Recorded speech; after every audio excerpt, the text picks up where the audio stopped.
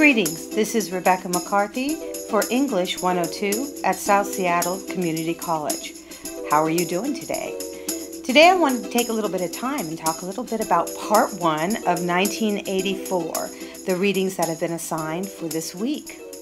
In this book we have a series of situations, people, and power plays that kind of relate to the overall topic of this course. Of course, the major topic of this course is power, and we are looking at how power is negotiated or not negotiated between either a big brother entity and a small brother entity. And we're basically going under the assumption that power is not always equally distributed. And if we look at our own life, even though we may want to have a situation in which power is even, power is rarely an equally distributed concept or actuality. There almost always is somebody who has more power than us, or we may be in a relationship where our power differences fluctuate. For example, my marriage. I have a pretty good marriage and I think it's rather healthy, but we are both strong in different areas of our life. And those areas where I happen to be stronger, I tend to hold more power than my husband. And those areas where my husband happens to be stronger than me, well, he tends to hold more power than me. So our relationship kind of fluctuates between power.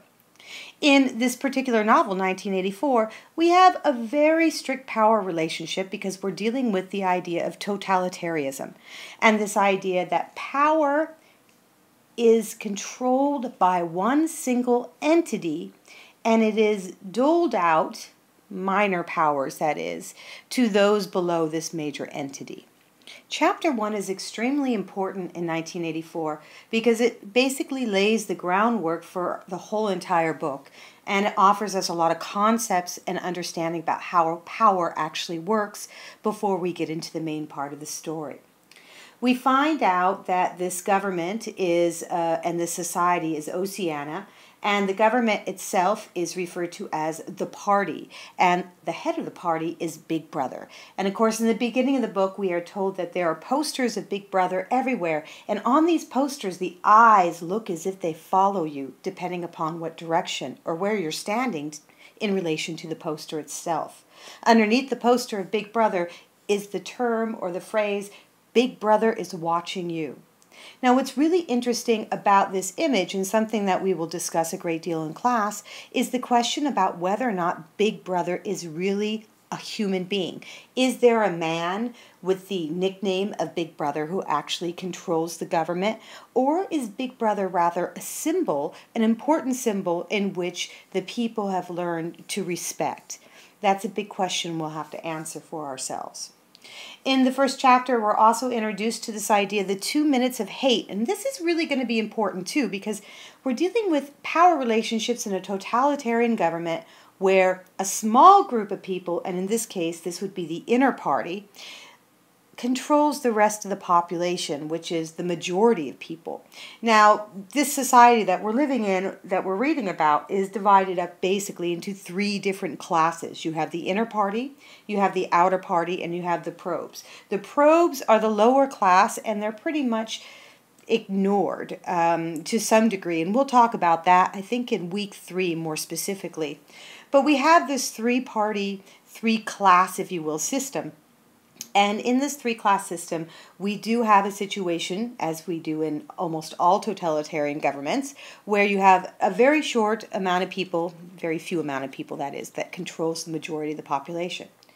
Majority of the population are not getting a good deal out of this relationship. And we can see this through just basically some of the imagery that's given to us in the beginning of the book. Winston describes Oceania and where he lives now, London, as a gray, gray place. It's entirely gray except for the propaganda posters that he is viewing. So we have a feeling that things are hard. There's obviously not a lot of food.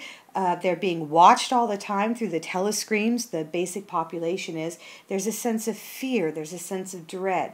So you have to wonder yourself, how is it that a small group of people can so effectively control this large population, especially when they're basically creating a situation where the population is living in a hopeless nature?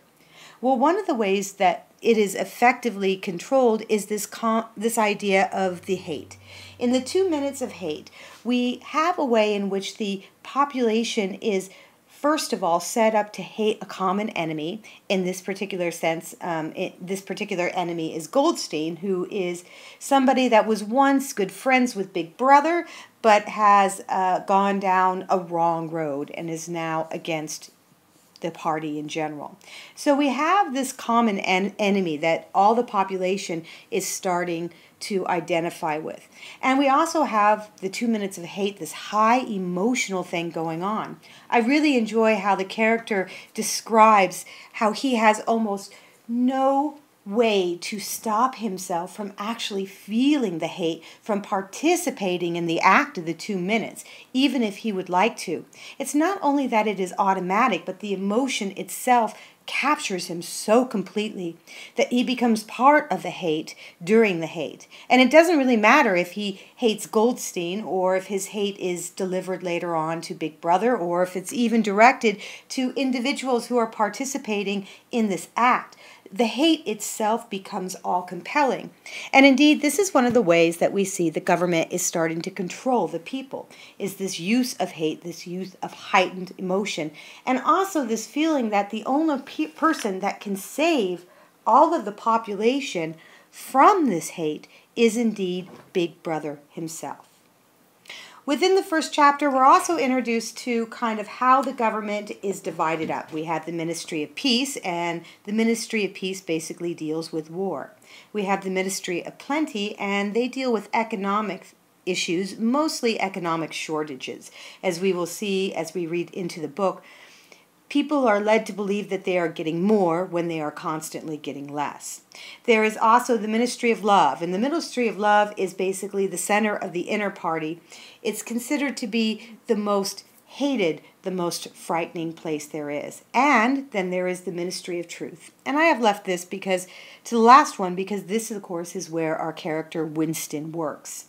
And the Ministry of Truth has such an interesting and important job because it controls language, it controls thought, it controls entertainment.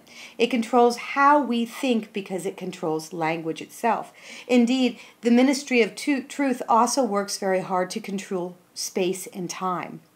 And this will be a very, very important thing to remember when we look at the power relationships. Mostly because if you can control space and time, you can control how people think. And I'm going to talk about this a little bit later down the road, but let's keep this in mind. We're also presented with this idea of the slogans in which many of the people are exposed to. War is peace. Freedom is slavery. Ignorance is strength. And we're going to talk a little bit about the opposing nature of these ideas and their terms in the discussion. But consider this. Why and how could war be peace? Why and how could freedom, as we understand it, actually equal slavery? How does ignorance give us strength? Now, I'd talk about this a little bit more, but this is going to be a major topic of discussion in week 2, so I just want to keep this on the horizon for you. Next, I want to talk about the big act of protest that Winston engages in. And this is the main issue of this particular chapter. Winston buys a diary with paper, the kind of a object that hasn't been produced for at least 40 years. And Winston acts in a moment of protest against Big Brother, against the ideology of this particular government, simply through purchasing this book. But then he takes the act of protest even further when he opens to Book the Right in it.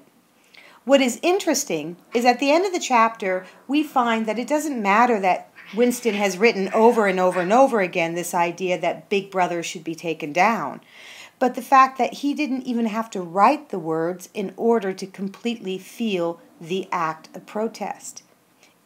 In fact, he is pretty much convinced that he's going to get caught for his thought by the thought police.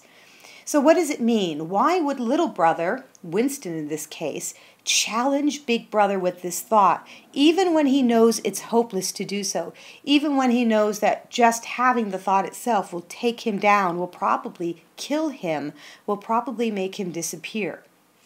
Why protest? That's something I want to leave you with for the end of this first podcast on 1984. I look forward to talking to you, and we'll talk later. Goodbye.